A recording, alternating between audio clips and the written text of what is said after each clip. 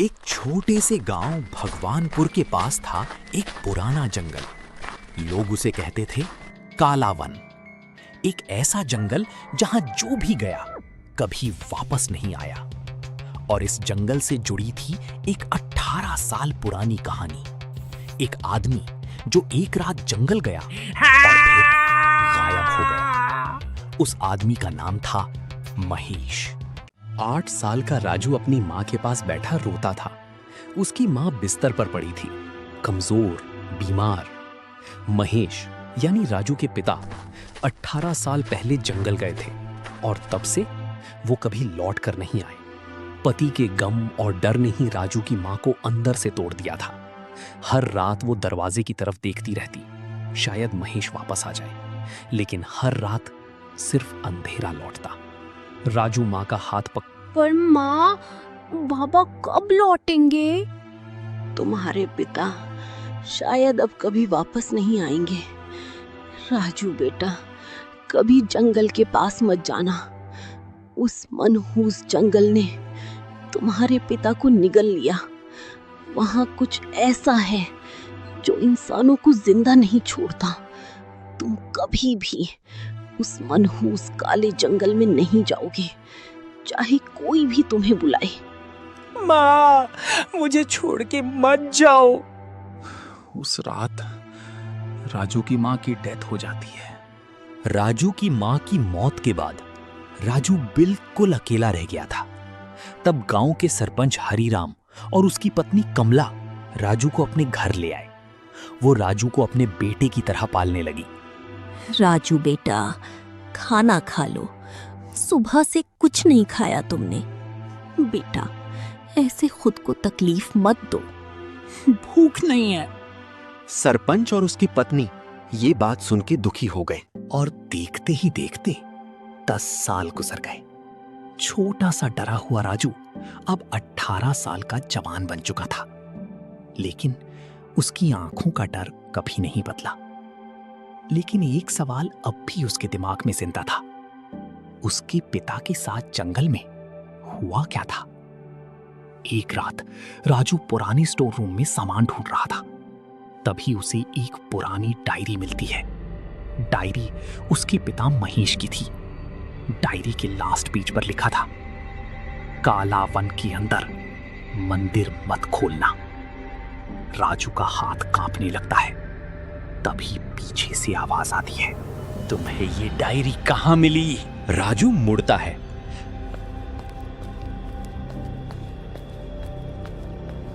हरिराम गुस्से में था। हरिराम की आंखें अजीब हो जाती हैं। मुझे सच जानना है, बाबा के साथ क्या हुआ था? तुम्हारे पिता मर चुके हैं। झूठ! हरिराम जोर से चिल्लाता है। जंगल श्रापित है, वहां मौत रहती है। अगली सुबह राजू गांव की एक बुढ़ी औरत दाईमा के पास जाता है। दाईमा का घर जंगल के किनारे था। अंदर का माहौल क्रीपी। तुम महेश के बेटे हो? राजू शॉक हो जाता है।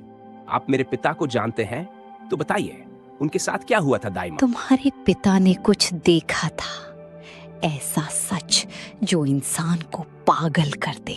क्या सच? काला वन के अंदर एक पुराना मंदिर है, वहां रहती है मंजालिका नाम का एक ललितनी पिशाच रहता है, जो जंगल की तरफ जाने वाले इंसानों को अपना निवाला बना रहा है। इसलिए राजू बेटा, तुम वहां कभी मत जाना। राजू ये बात सुनकर शॉक हो जाता है। राजू टॉर्च लेकर जंगल में एंटर करता है। हवा, सन्नाटा, पेड़ों से अजीब आवाजें, जैसे कोई उसका नाम ले रहा हो। राजू। राजू रुक जाता है। सडनली एक शैडो पेड़ के पीछे भागती है। राजू उसके पीछे जाता है और तभी उसे एक लटकी हुई लाश दिखती है, हाफ स्केलेटन। भागो! राजू चिल्लाता हुआ भागता है।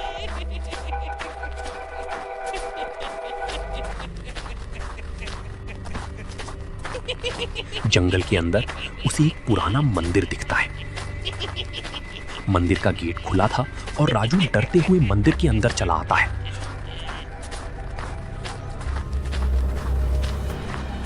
और उसे उसके अंदर एक विशाल बड़ा पत्थर दिखता है जिसमें पुरानी लिपि में कुछ लिखा था।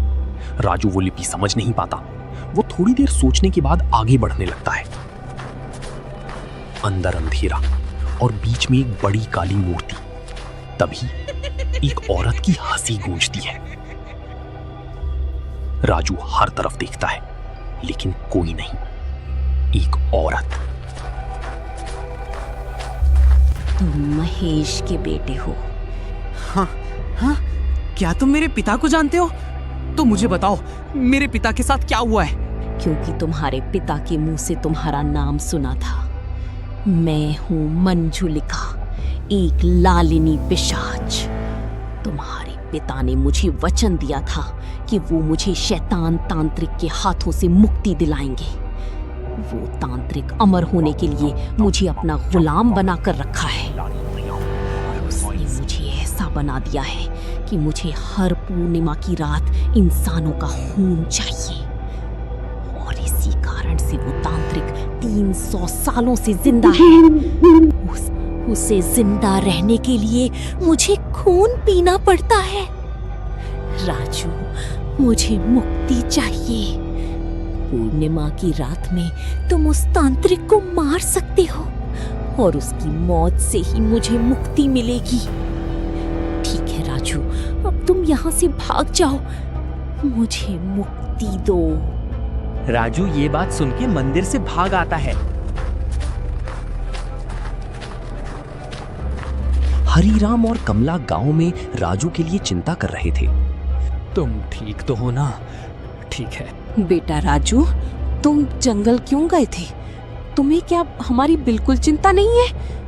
हरीराम काका, क्या आपको सब पता था? तो आपने मुझे पहले क्यों नहीं बताया? तो ठीक है, मैं आज तुम्हें सब बताती हूँ तुम्हारे पिता के बारे में।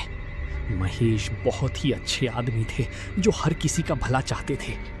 एक दिन उन्होंने सुना कि गांव के लोग जंगल जाते ही गायब हो जा रहे हैं। तो हम दोनों ने ठीक किया कि जंगल जाकर उस तांत्रिक को पकड़कर पुलिस को दे देंगे। पर मैं डर के कारण नहीं गई। महेश अकेले चला गया, पर उसे भी दूसरे लोगों की तरह उस तांत्रिक ने निगल लिया। राजू ये बात सुनकर शॉक हो जाता है।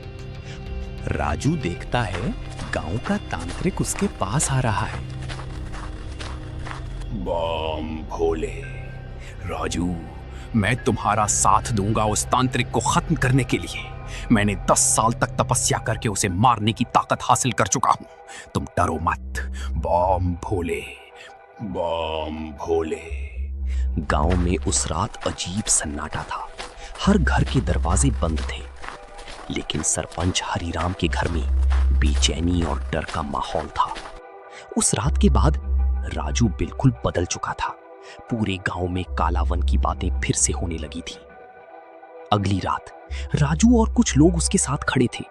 गांव का एक पुराना तांत्रिक और 3 आदमी, मोहन, भीमा और लखन, सबके चेहरे पर डर साफ दिख रहा था। गांव वालों ने अब तय कर लिया था कि मंजलिका और उस तांत्रिक को खत्म करना होगा।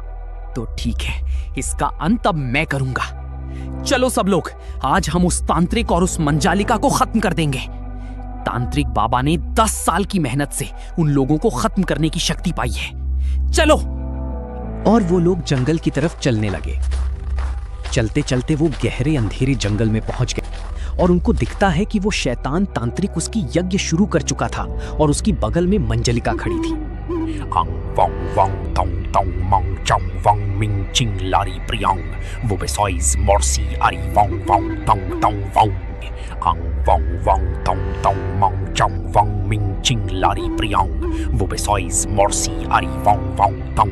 हे शैतान तांत्रिक, आज तेरे हर कर्म और पापों की सजा देने आए हैं हम। राजू पूछता है और तांत्रिक हंसता है और बोलता है, मैं अमर हूँ, मुझे कोई नहीं मार सकता है। तभी मंजलिका बोलती है, मुझे मुक्ति दो। बम भोले, मर जा शैतान, मर।